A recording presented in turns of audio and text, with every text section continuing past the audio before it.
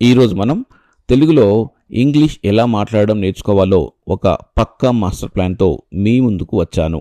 చాలామంది ఇంగ్లీష్ మాట్లాడడం కష్టంగా ఫీల్ అవుతుంటారు, కానీ సరైన ప్లాన్తో నేర్చుకుంటే ఇది చాలా ఈజీ. So let's start. మొదటిగా మీ బేసిక్ స్ట్రాంగ్గా ఉండాలి. ఇంగ్లీష్ ఆల్ఫాబెట్స్ పూర్తిగా నేర్చుకోండి.